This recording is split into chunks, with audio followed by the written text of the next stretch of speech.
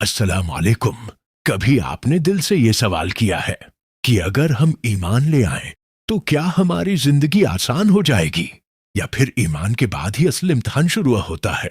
सूरो अनकबूत हमें एक निहायत नर्म मगर गहरा पैगाम देती है।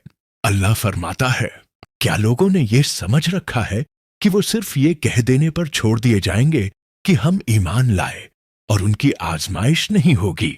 ये आयत हमें झंझोड़ती नहीं बल्कि समझाती है।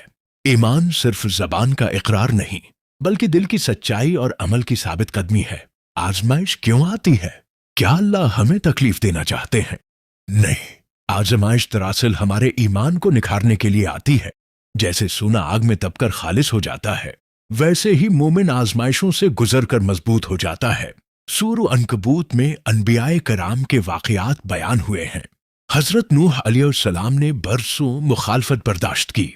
हजरत इब्राहीम अलैहिस्सलाम को आग में डाला गया, लेकिन उन्होंने सब्र किया और अल्लाह ने उनके सब्र को जाये नहीं होने दिया। ये हमें सिखाता है कि मुश्किलात इस बात की अलामत नहीं कि अल्लाह नाराज हैं, बल्कि ये इस बात की अलामत हो सकती हैं कि अल्लाह हमें बुलंद मकाम देना चाहते हैं।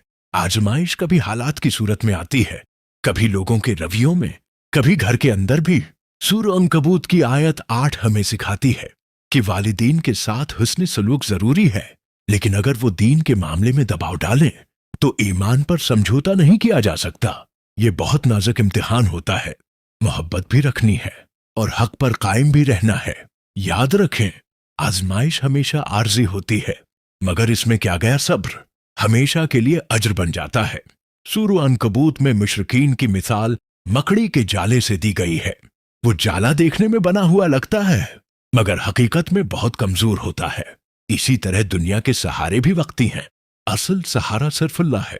अगर आज आप किसी मुश्किल से गुजर रहे हैं तो खुद से ये कहिए, ये मेरे ईमान को कमजोर करने नहीं बल्कि मजबूत करने आई है।